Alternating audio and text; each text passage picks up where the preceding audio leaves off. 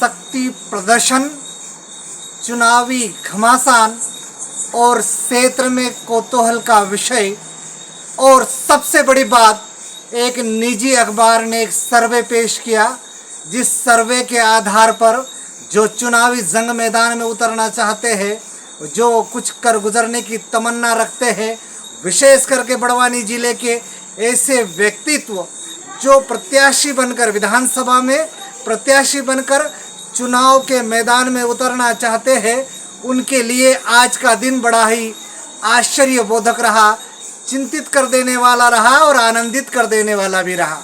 क्योंकि वो निजी अखबार ने जो सर्वे जारी किया है, उससे कई लोगों ने तो मुंगेरी लाल के सपने पूरे होते हुए समझ लिए और कई लोगों ने सोचा कि अभी तो हमारी नैया डूब गई है। लेकिन उनको घबराने की आवश्यकता नहीं है, जिनको उस निजी अखबार ने कम अंक दिए हैं, और ऐसे लोगों को भी ज़्यादा संतुष्ट या ज़्यादा उत्साहित होने की आवश्यकता नहीं है जिनको अंक सर्वाधिक मिले हैं। क्योंकि मैं स्पष्ट कर देना चाहता हूं कि मैं पत्रकारिता का विद्यार्थी रहा हूं और पत्रकारिता इस देश की स्वतंत्रता के पूर्व एक मिशन था और वर्तमान में पत्रकारिता एक व्यापार है। इसलिए किसी भी अखबार का किसी भी प्रकार का सर्वे जगजाहिर होना ये इस बात की 100% पुष्टि नहीं करती है कि वो उस व्यक्ति को जिसको सर्वाधिक अंक प्रदर्शित कर रहे हैं वही चुनाव जीतेगा। ये चुनाव का मैदान है, ये जंग का मैदान नहीं है, ये लोकतंत्र का मैदान है और इस लोकतंत्र के मैदान में वही व्यक्ति सफल होगा जो जनता से सीधे रूप से जुड़ा होगा, प्रत्यक्ष रूप से जुड़ा होगा। इसलिए चिंतित होने की आवश्यकता नहीं है जिनको कम अंक प्राप्त हुए। इस बात को मैं फिर से दोहराना चाहता हूं, क्योंकि यदि आप चिंतित होगे तो आने वाला जो युद्ध है, जो महासंग्राम है, उसमें कहीं न कहीं आप थोड़े से असंतुष्ट रहेंगे, आप दिमागी तौर से आप थोड़े से चिंतित रहेंगे। तो चिंतित रहने की आवश्यकता नहीं है। फिलहाल बात करते हैं सेंधवा विधानसभा की, विशेष करके यानी कि आज रविवार के दिन की। सेंधवा विधानसभा में आज ये हुआ कि एक स्वैच्छिक सेवानिवृत्त पदाधिकारी पोरलाल जी खरते जब सेंधवा की धरती पर पधारे तो उन्होंने एक प्रकार का शक्ति प्रदर्शन किया है और उस शक्ति प्रदर्शन के माध्यम से उनके गाड़ियों के काफिले से शायद उनकी ये मंशा होगी कि गाड़ी के काफिले से इस बात का आकलन कर लेगी जनता की किसके पास कितनी ताकत है। शायद इसलिए पोरलाल जी खरते ने सेंधवा की धरती में इस प्रकार का एंट्री की और सेंधवा में सभा की। तो ये कोई नई बात नहीं है कि जो भी जंग मैदान में उतरना चाहता है, चाहे वो कांग्रेस से उतरना चाहता है, चाहे भारतीय जनता पार्टी से उतरना चाहता है। पोरलाल जी खरते तो अभी सेवानिवृत्त हुए, वे सामाजिक कार्यकर्ता के रूप में इतने सफल व्यक्तित्व है, ऐसे व्यक्तित्व के धनी है कि समाज का एक एक व्यक्ति उनको जानता है। जिस प्रकार क्षेत्र में जंगल जमीन संवैधानिक अधिकार, आदिवासियों के संस्कृति बचाओ अधिकार, आदिवासी बचाओ अधिकार, ऐसी तमाम रैलियां वह पिछले कई वर्षों से शासकीय कर्मचारी, शासकीय पदाधिकारी होने के बावजूद भी कर रहे थे। लेकिन वो अब खुले रूप से जंग मैदान में उतर गए हैं। तो इस बात का निश्चित रूप से आकलन किया जा सकता है कि वे चुनाव में ताल ठोक रहे हैं।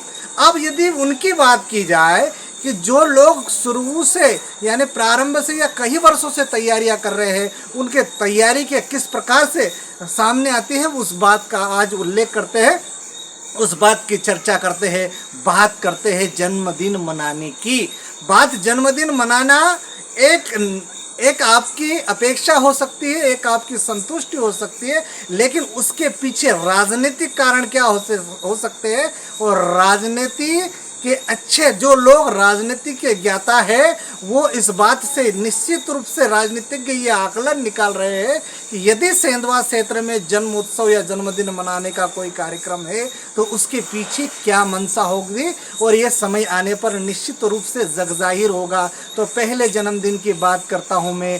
भारतीय जनता पार्टी में अनुसूचित जनजाति के जिला अध्यक्ष डॉक्टर रैलास सेनानी जी, क्योंकि डॉक्टर रैलास सेनानी जिनका जैसे ही पदार्पण हुआ सेंधवा विधानसभा में, उनकी एक एक गतिविधि एकदम सार्वजनिक होती गई और हर गतिविधि पर पैनी नज़र रही और मीडिया में की भी उनके ऊपर पैनी नज़र रही। तो उनका जन्मदिन मनाने का काम हुआ है और जन्मदिन मनाया गया उनके गृह गांव गुमड़िया में, और वो भव्य स्तर से मनाने का काम हुआ है।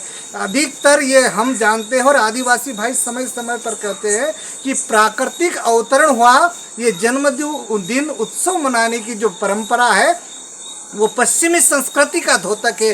बावजूद उनके द्वारा बड़े स्तर पर उनके गृह ग्राम गुमड़िया में उनका जन्मदिन मनाया गया।